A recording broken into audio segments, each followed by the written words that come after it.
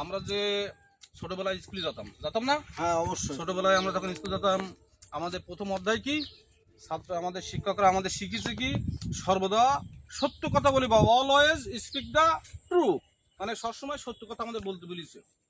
তা সেই শিক্ষাটা কিন্তু আমরা ধরে রাখতে পারিনি। আমরা ছোটবেলায় যে নামতা পড়তাম এই একসাথে সবাই মিলে যে এক আল্লাহ, দুই জাহান, তিন যমুনা, চার খলিফা, পাঁচ নামাজ, ছয় হাদিস, সাত দোজক, আট বেশ, নয় গ্রহ, 10টা দিক পড়তাম না? অবশ্যই। 9টা গ্রহ কে বলতে পারে না? বিএ পাস করিয়েছে 9টা গ্রহ বলতে পারে না, এমএ পাস করিয়েছে 9টা 10টা দিকের নামকে বলতে পারে না। যেরকম বুধ শুক্র পৃথিবী, বুধ শুক্র পৃথিবী, শনি মঙ্গল বৃহস্পতি, ইউরেনাস, নেপচুন, প্লুটো, ভলকান, এগুলো কারোর নলেজে নেই, আছে? হ্যাঁ, না না না। এইবার 10টা দিক কিভাবে? আমরা তো জানি 4টি দিক, পূর্ব পশ্চিম উত্তর দক্ষিণ, তাহলে আর 6টা দিক কোথায় থাকলো? সেই 6টা দিক কোনো জানিস? ঈশান, বায়ন, অগ্নি, নৈঋত্য, অর্ধ, উদো, এই 6টা, আর ওই 4টি 10টা। পূর্ব পশ্চিম উত্তর দক্ষিণ, ঈশান, বায়ন, অগ্নি, নৈঋত্য, অর্ধ, উদো, 10টা দিক। তা এইসব সম্পর্কে দেখা যাচ্ছে মানে শিক্ষা এমনভাবে গ্রহণ করতে হবে যে আমরা কারো যদি প্রশ্ন করি যে যারা 7-8 পড়িছে, 7-8 থেকে তো এই সূত্রগুলো শুরু, যে আমি যদি বলি A+B হোল স্কয়ারের সূত্র কি, বলতে পারে না। অথচ সেই ইন্টার পাস, বিএ পাস ছেলে আমি ধরছি A+B হোল কি সূত্রটা কি বলতে পারলো না, বলতে পারে না।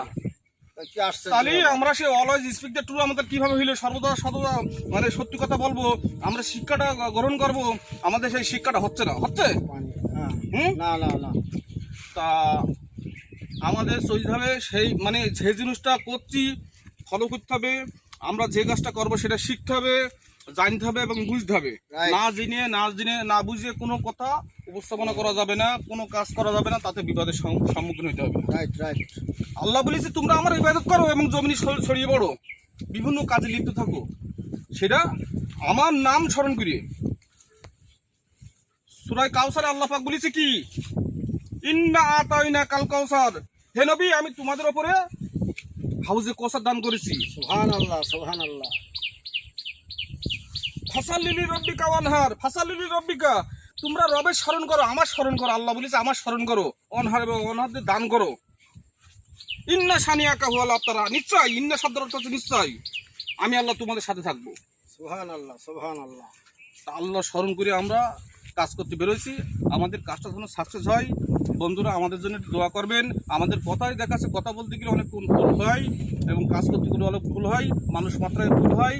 আমাদের আদম আলাইহিস সালাম থেকে ভুল শিক্ষা বা আদম আলাইহিস সালাম থেকে ভুল হয়েছে। তা আল্লাহ পাক যাতে আমাদের সঠিক লাইনে আমরা যাতে সঠিক লাইন যাই, আল্লাহ পাক যেন আমাদের সেই টুকু দান করেন। এবং আপনারা আমাদের ভুলভ্রান্ত হলে আমাদের কমেন্টে জানাই দেবেন।